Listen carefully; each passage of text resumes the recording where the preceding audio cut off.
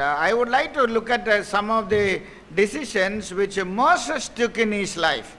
இப்படியாய் மோசே தன்னுடைய வாழ்க்கையிலே செய்து கொண்ட சில நிர்ணயங்களையும் முடிவுகளையும் குறித்து இன்று நான் தியானிக்க விரும்புகிறேன். Probably those decisions were so decisive and very important in his life. அவருடைய வாழ்க்கையிலே இந்த நிர்ணயங்கள் மிகவும் முக்கியத்துவம் வாய்ந்ததாகவும் மிகவும் வரையறுக்கப்பட்டதாகவும் இருந்திருக்கும் என்று நான் நம்புகிறேன். Shall we turn our attention to Hebrews chapter 11? எபிரேயர்கள் எழுதின நிருபம் 11வது அதிகாரத்திற்கு திரும்புவோம். Verses beginning with 23 to 26. 23வது வசனத்திலிருந்து வாசிக்கிறேன். Here we read about some of the decisions which Moses took in his life.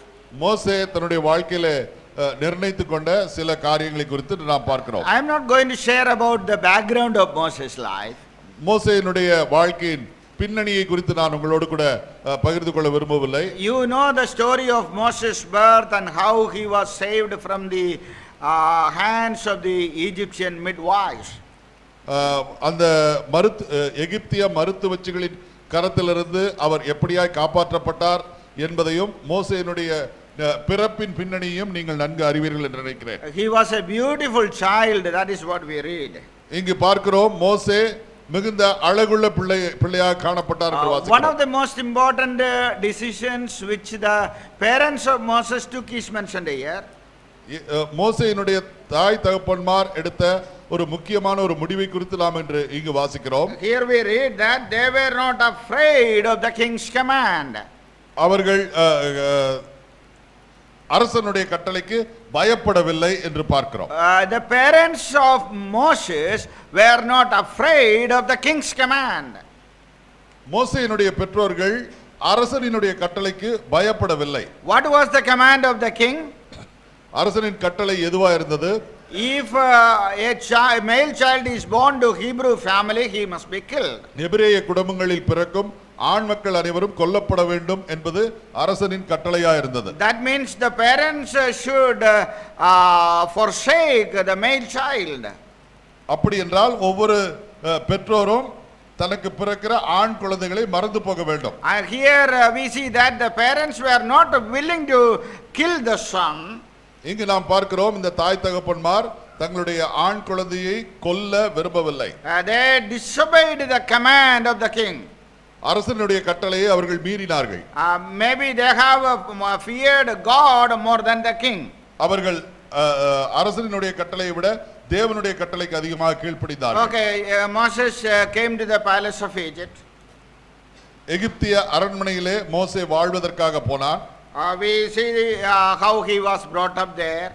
அங்கு எப்படியா வளர்க்கப்பட்டான் என்பதை நாம் அறிவோம். And now when he grew up in his life, தன்னுடைய வாழ்க்கையிலே வளர்ந்து வாலிபனான பொழுது we see that he had to take some decisions in his life because he came to know some of the real things that happened in his life. அவனுடைய வாழ்க்கை குறித்த உண்மை நிலை பலவற்றை அவன் அறிந்து கொண்ட பொழுது அப்பொழுது தன்னுடைய எதிர்காலத்தை குறித்த பல தீர்மானங்களை அவன் எடுக்க வேண்டிய அவசியம் வந்தது. We will look at verse 24 now. 24வது வசனத்தை வாசிப்போம். By faith Moses, when he became of age, refused to be called the son of Pharaoh's daughter. விசுவாசத்தினாலே மோசே தான் பெரியவனான பொழுது பார்வோனுடைய குமாரத்தின் மகன் எனப்படுவதை வெறுத்தான். Here we see the first decision that Moses took in his life. இங்கு மோசே தன்னுடைய வாழ்க்கையில் எடுத்த முதல் முடிவை நாம் பார்க்கிறோம். Here first of all we read by faith Moses when he became of age. விசுவாசத்தினாலே மோசே பெரியவனான போது என்று வாசிக்கிறோம். How do we understand that statement when he became of age?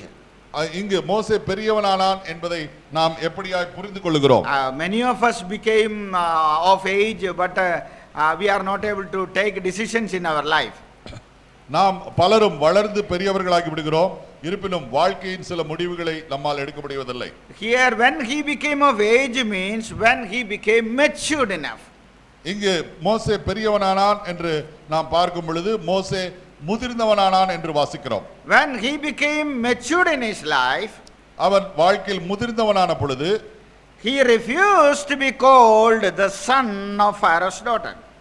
பார்வோனுடைய குமாரத்தின் மகன் எண்ணப்படுவதை அவன் வெறுத்தான் என்று வாசிக்கிறோம். Why did he refuse to be called the son of Pharaoh's daughter? ஏன் அவன் பார்வோனின் குமாரத்தின் மகன் எனப்படுவதை வெறுத்தான்? Who would lose such a great privilege in life?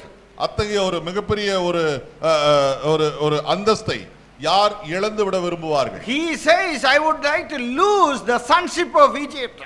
நான் பார்வோனின் குமாரத்தின் மகன் என்னப்படுவதை நான் வெறுக்கிறேன் என்று சொல்லி அவன் I am சொல்லுகிறான். not the son of Pharaoh's daughter. நான் பார்வோனின் குமாரத்தின் மகன் அல்ல. In the last 40 years he lived in the palace of Egypt. அவன் கடந்த 40 வருடங்களாக எகிப்திய அரண்மனையிலே வாழ்ந்து வந்தான். Probably that was the most great royal palace in the world in that time. அந்த நாட்களிலே அந்த அரண்மனையானது உலகத்தின் மிக சிறந்த சொகுசு வாய்ந்த அரண்மனையா இருந்திருக்க கூடும். And he lived for 40 years in such a great palace. அந்த மிகப்பெரிய அரண்மனையிலே 40 வருடங்களாக மோசே வாழ்ந்து வந்தார். Probably at the end of 40 years he came to know the fact that he belongs to a Hebrew family. He is no more the son of Egypt. அவர் 40 வயதான பொழுது அப்பொழுது அவருக்கு முழுமையாக தன்னுடைய வாழ்க்கை குறித்து தெரிய வந்தது. நான் ஒரு எபிரேய குடும்பத்தைச் சேர்ந்தவன், எகிப்திய அரண்மனையை சேர்ந்தவன் அல்ல என்று தெரிந்து கொண்டார். And when he came to know who he was, he says, I am not in a right place of by my birth. தான் யார் என்பதை அவர் தெரிந்து கொண்ட பொழுது, நான் பிறப்பினாலே இந்த இடத்திலே இருந்தாலும் நான் சரியான இடத்தில் இல்லை என்பதை புரிந்து கொண்டார். Probably God has brought him to this palace.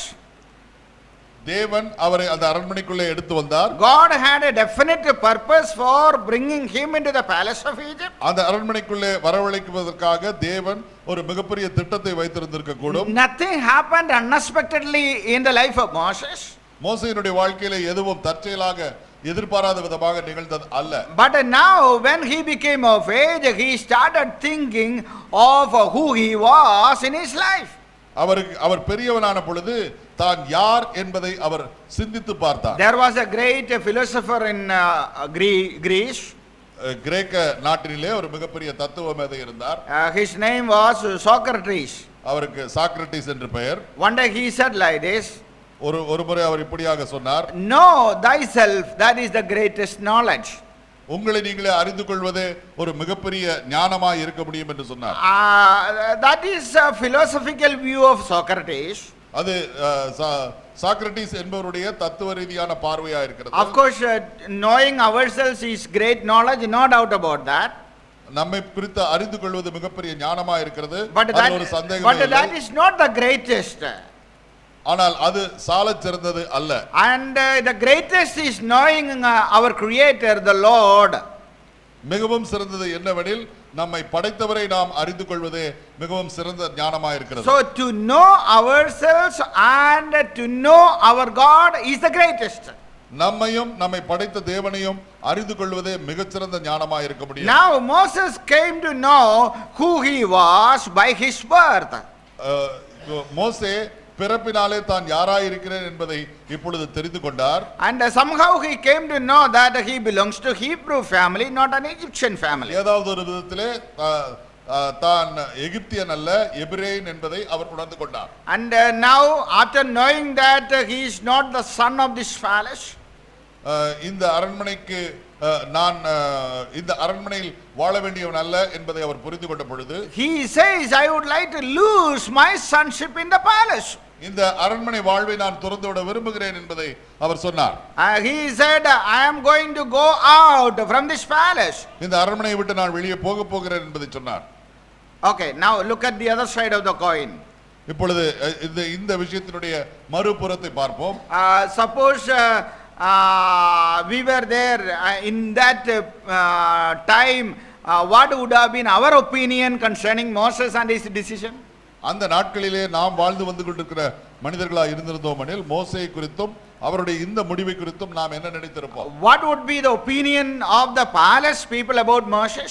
அந்த அரண்மனையில் வாழ்ந்து வருகிற மக்களினுடைய பார்வை எப்படிப்பட்டதா இருந்திருக்கும்? We see that this Moses was educated in the Egyptian academics or university.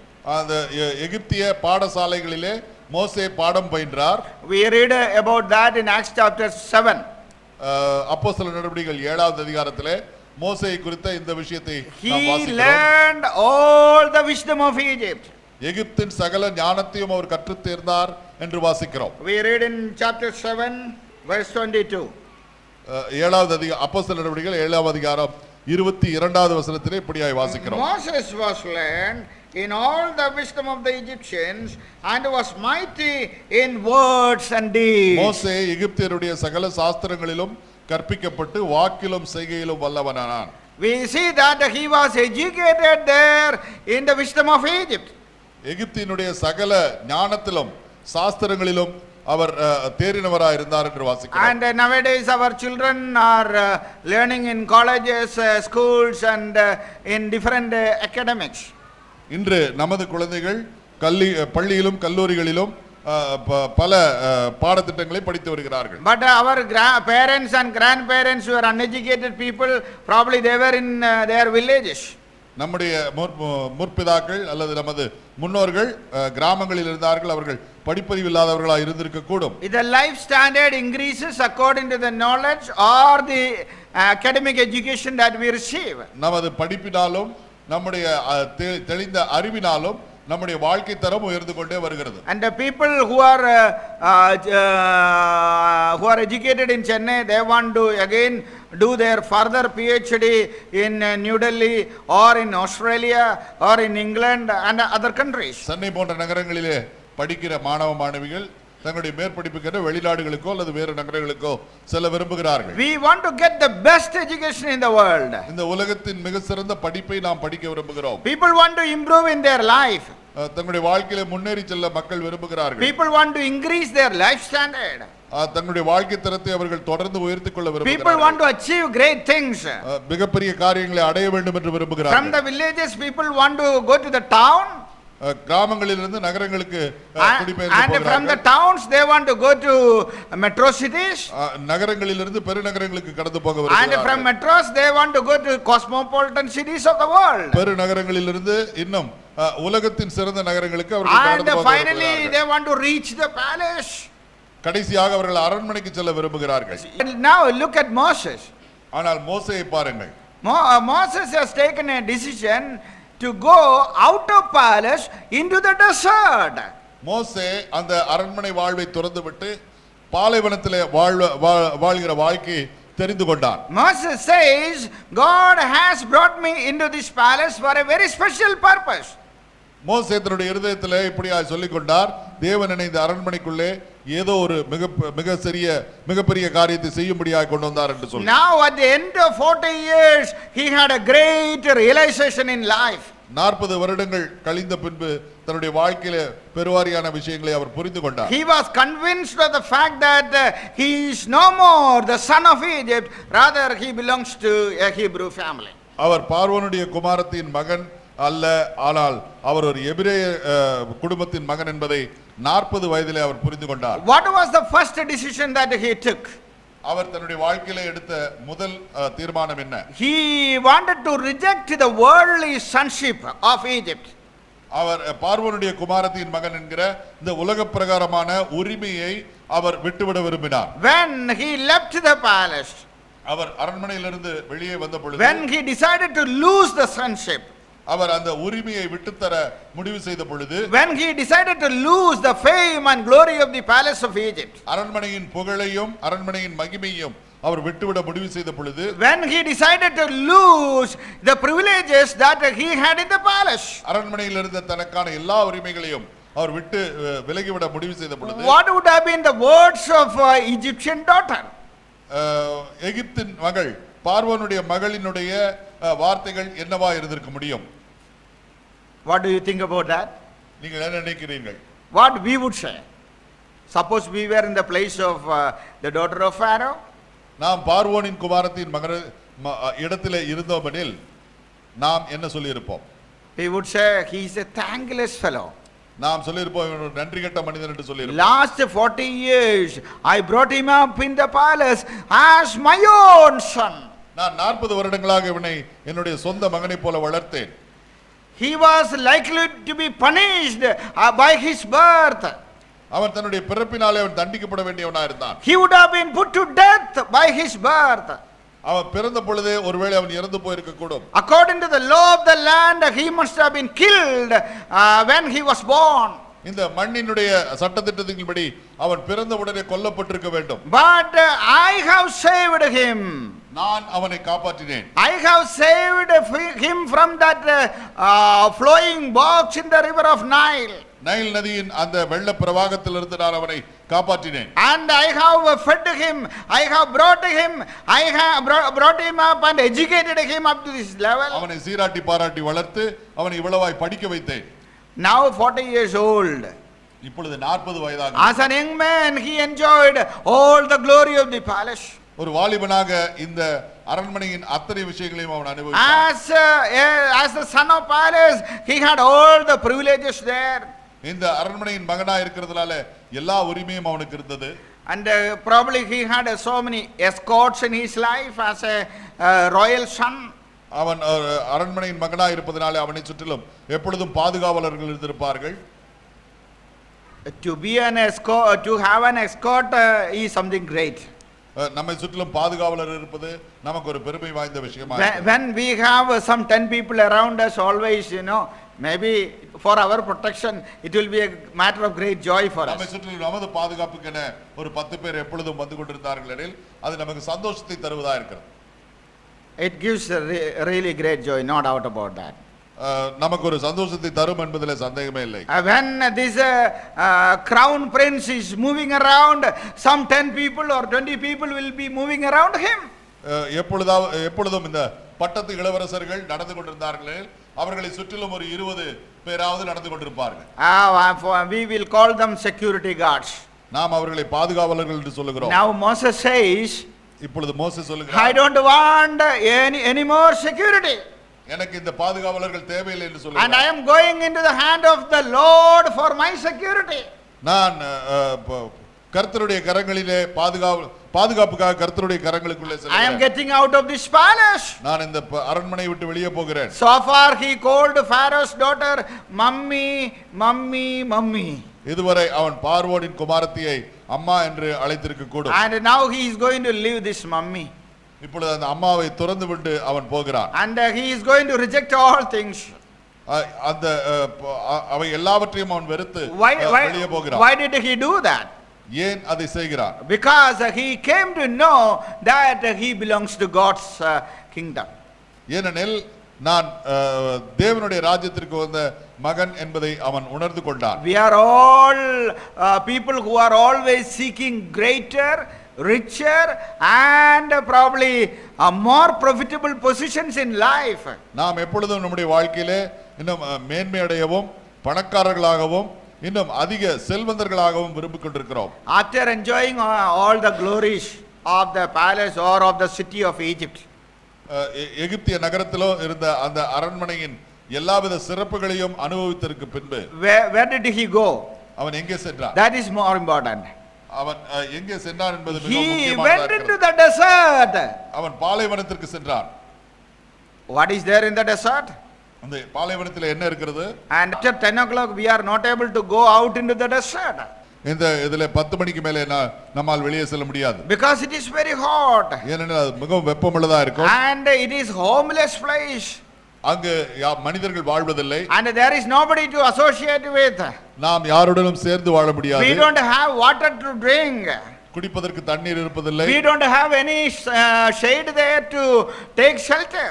அங்கு கூரையின் கீழே ஒரு நிழலின் கீழே நிற்கலாம் என்றால் ஒரு நிழல் தரும் மரங்கள் இருப்பதில்லை. After living in the glorious palace for 40 years, now he says, I am willing to go to the desert. இந்த மேன்மை பொருந்திய அரண்மனையிலே 40 வருடங்கள் வாழ்ந்ததற்கு பிறகு மோசே இப்பொழுது பாலைவனத்திலே நான் போய் வாழப் போகிறேன் என்று சொல்லுகிறார். Why all these things? ஏன்?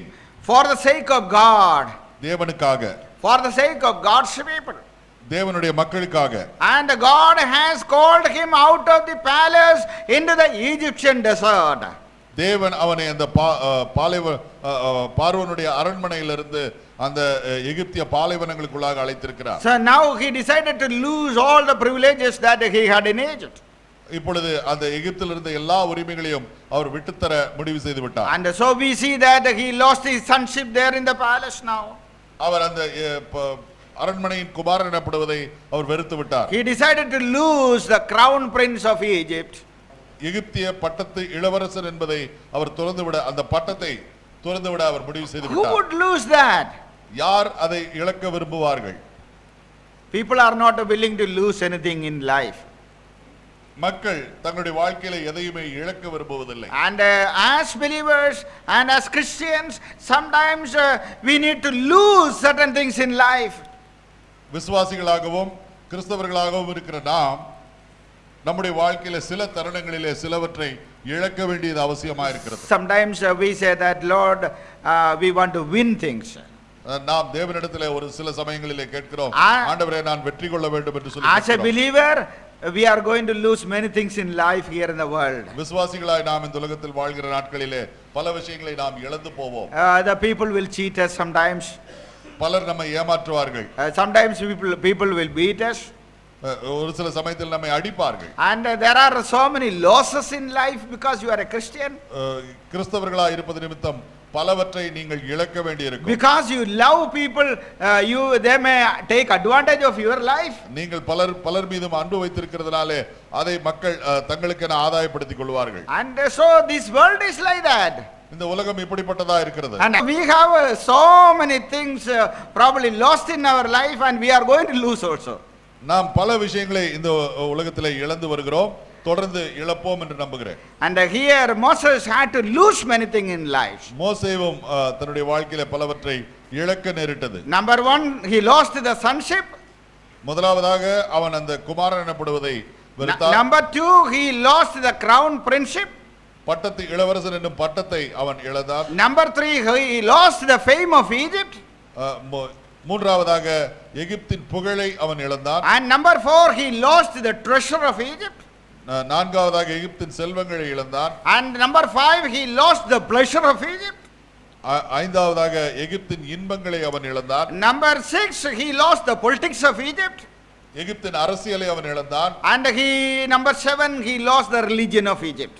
எகிப்தின் மதத்தை அவன் இழந்தான். Why? ஏன்? For the sake of Lord. தேவனுக்காக. For the sake of Lord's people. கர்த்தரின் பிள்ளைகளுக்காக. He had to take so many serious decisions in life.